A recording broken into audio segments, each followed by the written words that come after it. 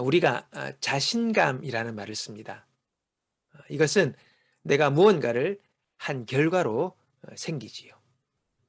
무언가를 잘 이루어내면 자신감이 올라갑니다. 반대로 그렇지 못할 때는 자신감이 내려가죠.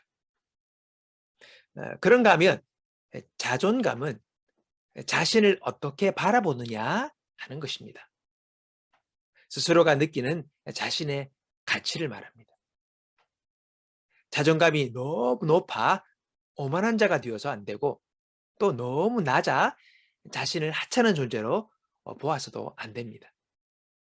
우리는 건강한 자존감을 가져야 합니다. 그래야 세상을 살아가면서 일어나는 문제를 스스로 해결해 나갈 수 있는 힘이 거기서 생기기 때문이죠. 유은정 크리스천 정신과 의사의 간증입니다. 그는 3대째 모태신앙이었습니다. 그렇지만 엄마가 교회 가라니까 다니는 거예요. 그래도 들은 것이 있으니 신앙의 씨앗이 그의 마음 가운데는 있었습니다. 일거대학을 다니면서 공부만 하다 보니 청년부 활동도 하지 못했죠. 그러던 와중에 IMF가 불어닥치면서 많은 가정이 어려웠을 때에 그분의 가정도 무척 어려워졌습니다. 가정이 회복되는데 연 한 10년이 걸렸다고 합니다. 그렇게 되니 마음이 갈급해지면서 성경을 붙잡고 읽기 시작했어요. 30년 가까이 교회를 다녔지만은 성경을 처음 펴고 보니 어디서부터 어떻게 읽어야 할지 막막했습니다. 그래서 창세기를 펴고 처음부터 읽는데 1장 27절에 하나님이 자기 형상 곧 하나님의 형상대로 사람을 창조하시되 라는 구절을 보자 갑자기 눈물이 쏟아졌습니다. 자신의 존재가 하나님께서 그분의 형상을 따라 창조된 것임을 깨달았습니다. 그런데도 그동안 하나님을 떠나 있었던 자신의 모습을 보게 된 것이죠. 그날 회개를 하고 새롭게 신앙생활을 시작하는 시간이 되었다고 합니다. 여러분, 우리의 자존감의 근거는 내가 하나님께서 만드신 피조물이라는 데 있습니다. 하나님께서 그분의 형상을 따라 그분이 지으신 존재라는 겁니다. 그래서 내가 귀한 것입니다. 나는 들판에 사는 풀벌레와 같은 그런 존재가 아닙니다. 하나님의 형상을 따라 지어졌다는 그것이, 또 그분의 모습을 담게 지어진 존재라는 것, 그것이 나의 가치를 말하는 것이죠.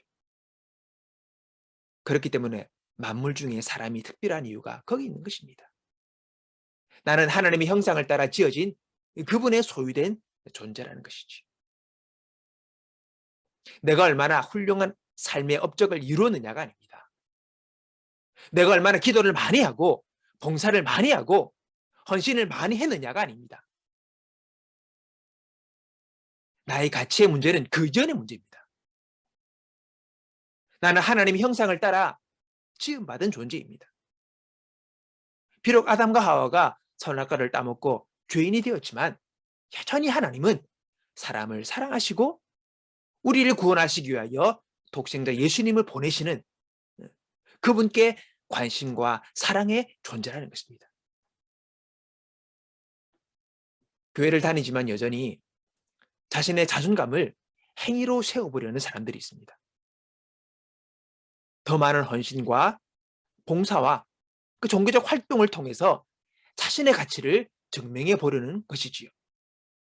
여러분, 이것은요, 신앙이 좋은 게 아닙니다. 자신의 행위를 내세우는 율법주의 신앙입니다. 자신의 행위로 자신의 가치를 증명해 보이겠다는 잘못된 자세입니다. 5만 원짜리 지폐가 흙이 좀 묻었다고, 또는 더러워졌다고, 혹은 조금 찢겼다고 5만 원의 가치가 사라지지 않는 게 아닙니다. 여전히 5만 원권이죠.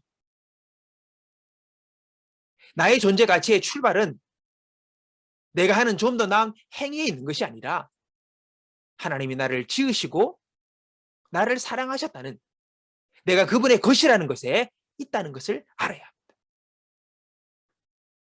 내가 그분의 것이라는 것, 이것은 나의 정체성을 확인하고 내가 그 안에서 감사함으로 드려지는 모든 충성과 봉사, 그것은 하나님이 기쁘시게 받으실 것입니다. 하나님 말씀하십니다. 너희는 택하신 족속이요 왕 같은 제사장들이요 거룩한 나라요 그의 소유가는 백성이니. 나는 하나님의 것입니다. 하나님이 택하신, 선택받은 하나님의 사람입니다. 거기에 우리 가치가 있습니다. 우리는 소중하고 가치 있는 사람입니다. 오늘 이 믿음, 이 확신 가지고 나가는, 그래서 건강한 자신의 자존감을 가지고 나가는 저와 여러분 되시기를 주님의 이름으로 축원합니다.